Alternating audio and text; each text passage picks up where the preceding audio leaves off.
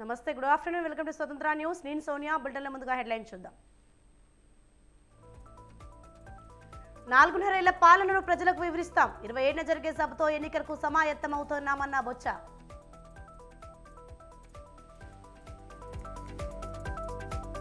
కొనసాగుతున్న కరీంనగర్ పార్లమెంట్ కార్యవర్గ సమావేశం. పార్లమెంట్ ఎన్నికలు, పార్టీ సంస్థాగత బలోపేతంపై చర్చ. వైఎస్ ఫ్యామిలీ విడిపోవడానికి జగనే కారణం. పార్టీ నేతలతో షర్మిల సమావేశం.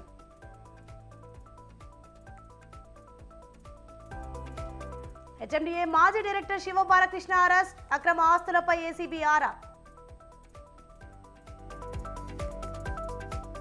జూబ్లీహిల్స్ హిట్ అండ్ రన్ కేసులో 5గురు అరెస్ట్. మద్యం మత్తులో బైక్ ని ఢీకొట్టి పరారయ్యారన్న ఏసీపీ.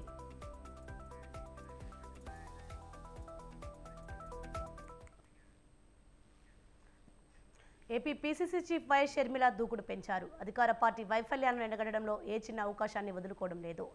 అదే సమయంలో వైసీపీ నేతలు చేసిన విమర్శలకు గట్టి సమాధానం ఇస్తున్నారు. కాకినాడ జిల్లాలో పర్యటిస్తున్న షర్మిల చేనేత కార్మికులతో భేటీ అయ్యారు. ఈ సందర్భంగా అధికార పార్టీపై ఘాటు విమర్శలు చేశారు. పోలవరం ప్రాజెక్టు నిర్మించడంలో జగన్ ప్రభుత్వం విఫలమైందన్నారు. రివర్స్ టెండరింగ్తో మరింత ఆలస్యం చేస్తున్నారని ఆరోపించారు. కాంగ్రెస్ పార్టీ ఆంధ్రప్రదేశ్ను చీల్చిందని జగన్ ఆరోపించారని, నిజానికి వైఎస్ ఫ్యామిలీ విడిపోవడానికే జగనే కారణమని అన్నారు.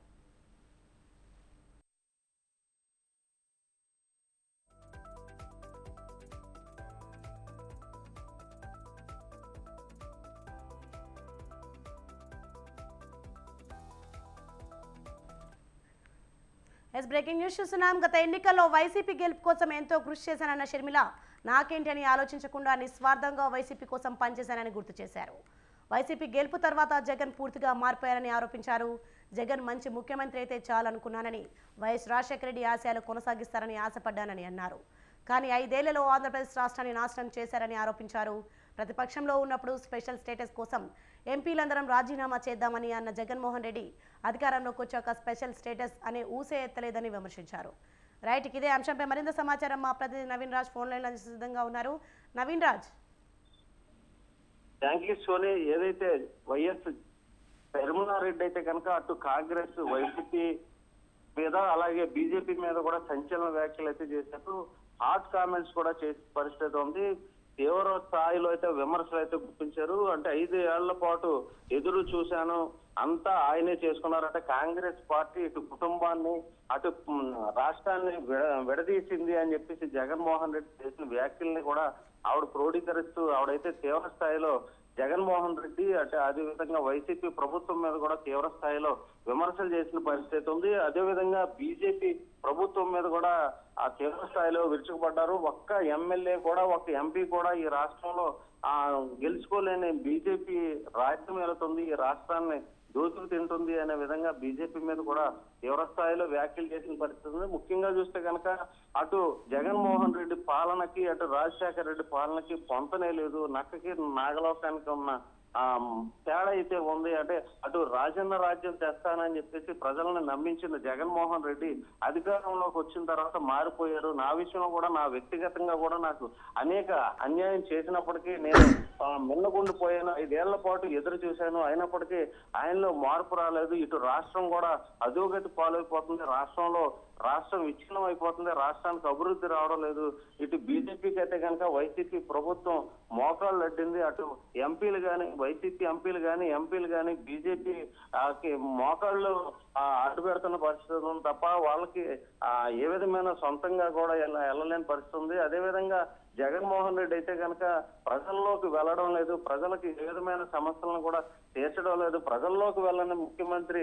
అటు రాజశేఖర రెడ్డి ఫోటో పెట్టుకోవడానికి కూడా రాజశేఖర రెడ్డి పాలనకి ఈ పాలనకి ఎంతో తేడా ఉంది. రాజశేఖర రెడ్డి హయాంలో అయితే అనేక అభివృద్ధి సంక్షేమాలు జరిగాయి. కానీ ఈ జగన్మోహన్ రెడ్డి వచ్చిన తర్వాత ఏ విధమైన సంక్షేమ కార్యక్రమాలు అందడం లేదు. ఈ నేపథ్యంలోనే నేను కాంగ్రెస్ పార్టీకి అయితే వచ్చానని చెప్తున్న పరిస్థితి ఉంది Soni. Right, thanks for the information Naveen Raj.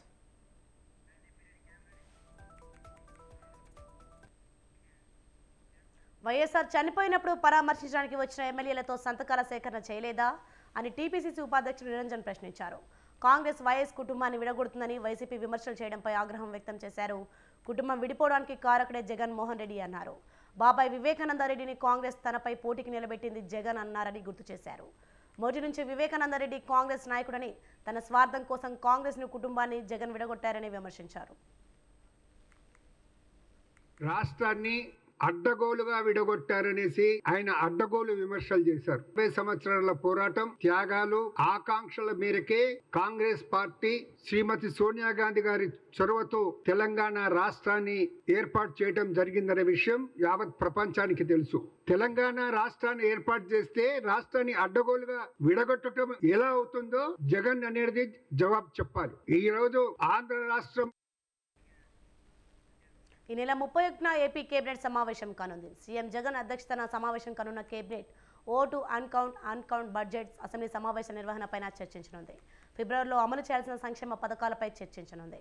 ఫిబ్రవరిలో జగనన్న విద్యా దీవెన 4వ విడత నిధులు విడుదల, వైఎస్ఆర్ కళ్యాణమస్తు, షాదీ తోఫా, ఈబీసీ నేస్తం పథకాల అమలుపై కేబినెట్ చర్చించనుంది. ఎన్నికలకు ముందు జరగనున్న కేబినెట్ కావడంతో మరింత ప్రాధాన్యతను సంతరించుకుంది.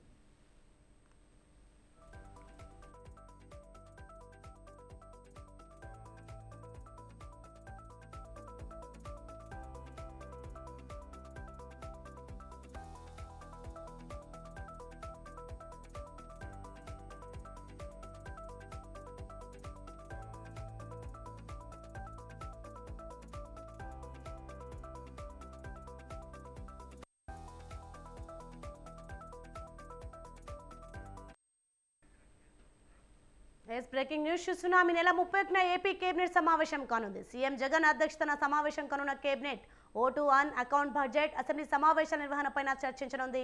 ఫిబ్రవరిలో అమలు చేయాల్సిన సంక్షేమ పథకాలపై చర్చించనుంది. ఫిబ్రవరిలో జగనన్న విద్యా దీవెన 4వ విడత నిధులు విడుదల, వైఎస్ఆర్ కళ్యాణమస్తు, షాదీ తోఫా, ఈబీసీ నేస్తం పథకాల అమలుపై కేబినెట్ చర్చించనుంది. ఎన్నికలకు ముందు జరగనున్న కేబినెట్ కావడంతో మరింత ప్రాధాన్యతను సంతరించుకుంది.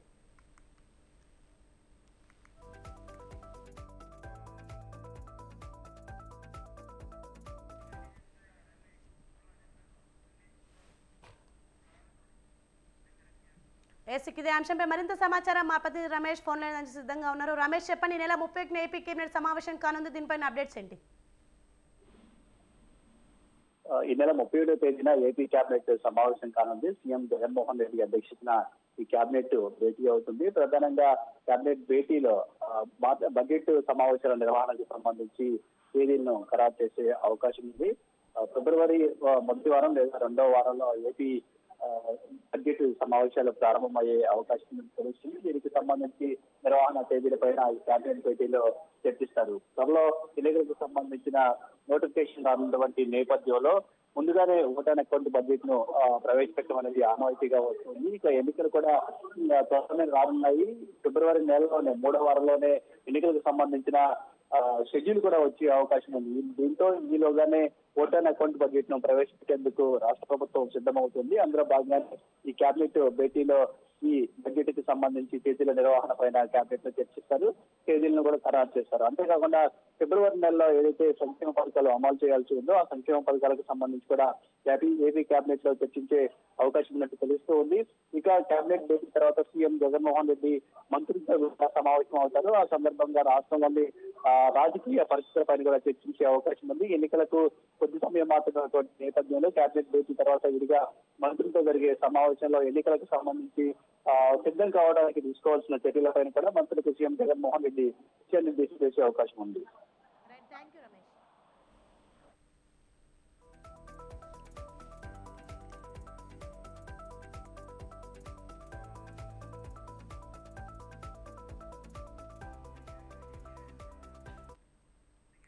ప్రతి పౌరుడు ఓటు హక్కును వినియోగించుకోవాలని అన్నారు AP governor Abdul Nazir.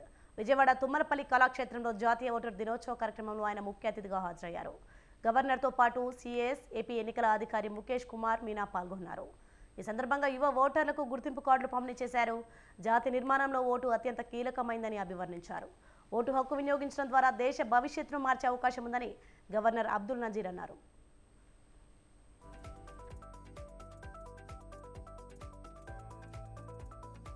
Gives me immense pleasure to be here today amongst you all on the occasion of 14th National Voters Day.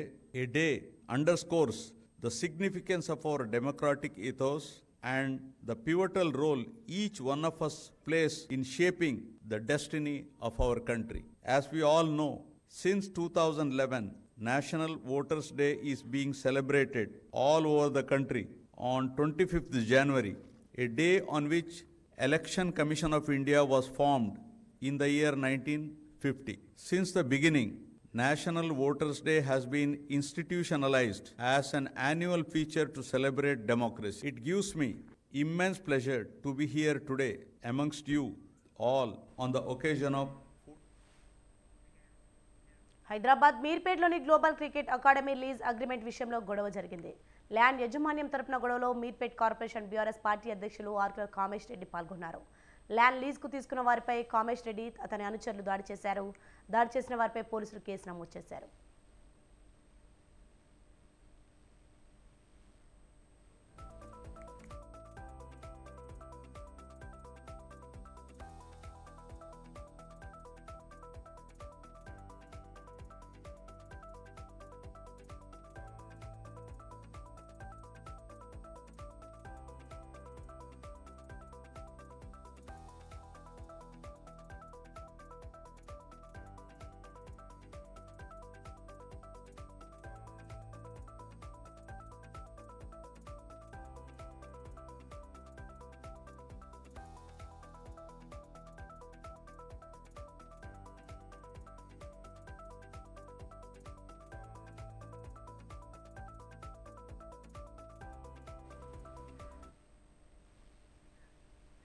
రెండు 2024 లోక్సభ ఎన్నికలకు బీజేపీ కొత్త ప్రచారం చేపట్టింది. మోదీకో చున్తే హై అన్న ప్రచారాన్ని అందుకుంది. కలకండం కాదు, వాస్తవాలను ఆవిష్కరించుకుందాం, అందుకే అందరూ మోదీని ఎన్నుకుంటారు అన్న నినాదంతో ప్రచారంలో దూసుకెళ్లేందుకు సిద్ధమైంది. ఈ నినాదంతో ప్రచార గీతాన్ని కూడా విడుదల చేసింది. త్వరలోనే ప్రధాని 2024 లోక్సభ ఎన్నికల నేపథ్యంలో బీజేపీ ఎన్డీఏ తరపున ప్రచారం చేపడతారని బీజేపీ వర్గాలు తెలిపాయి.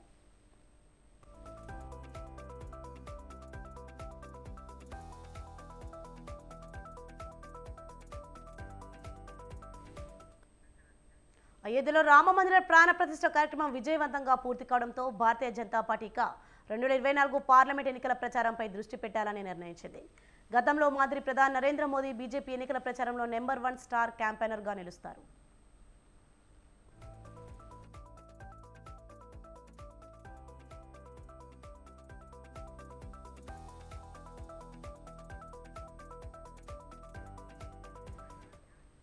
ప్రధాని మోదీ నేషనల్ వాలంటీర్స్ డే సందర్భంగా దేశంలో వాలంటీర్లకు శుభాకాంక్షలు తెలిపారు.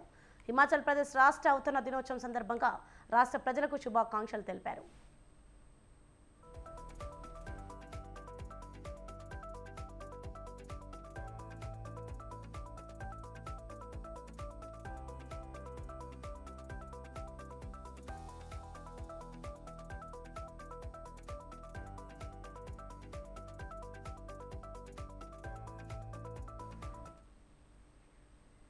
కేరళ గవర్నర్ ఆరిఫ్ మహమ్మద్ ఖాన్ అసెంబ్లీని ఉద్దేశించి చేయాల్సిన ప్రసంగంలో చివరి పేరా చదివి వెళ్లిపోవడం తీవ్ర వివాదాస్పదమైంది.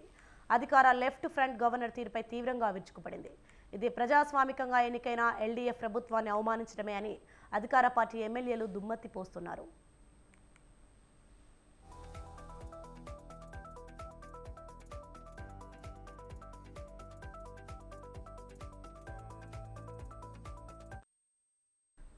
గవర్నర్ ఆరిఫ్ మహమ్మద్ ఖాన్ ఉదయం 9 గంటలకు అసెంబ్లీకి వచ్చి 9 గంటల 2 నిమిషాలకు ప్రభుత్వ విధానంపై తన ప్రసంగం ఆరంభించి కేవలం చివరి ప్రసంగం చదివి 9 గంటల 4 నిమిషాలకు రాజ్భవన్కు వెళ్లిపోయారు.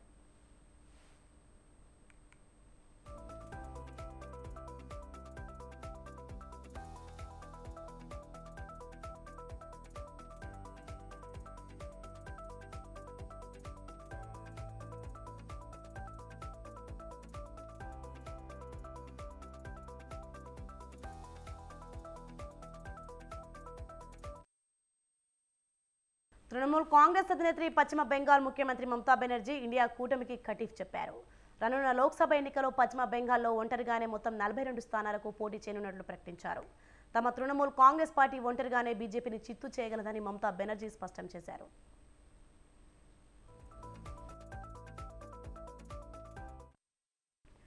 కూటమిలో కమ్యూనిస్ట్ పార్టీల ఉనికి పట్ల మొదటి నుంచి వ్యతిరేకతతో ఉన్న మమతా బెనర్జీ గతంలో కాంగ్రెస్కు కేవలం 2 సీట్లు ఇస్తామని ప్రకటించారు. ఇండియా కూటమి సమావేశాలను పెద్దగా పట్టించుకోలేదు. కాంగ్రెస్లో చర్చించే ప్రసక్తి లేదని మమతా స్పష్టం చేశారు. బెంగాల్లో తామే అన్ని స్థానాలకు ఒంటరిగా పోటీ చేసి బీజేపీని చిత్తు చేస్తామని స్పష్టం చేశారు. తాము ఇండియా కూటమిలో ఉన్నామని, రాహుల్ న్యాయయాత్ర పశ్చిమ బెంగాల్లోనూ సాగాల్సి ఉన్నా తమకు కనీస సమాచారం కూడా కాంగ్రెస్ ఇవ్వలేదని ఆగ్రహం వ్యక్తం చేశారు. ఇండియా కూటమికి తానే పేరు పెట్టినా కూటమిని సిపిఎం కంట్రోల్ చేయడాన్ని సహించలేకపోతున్నామన్నారు.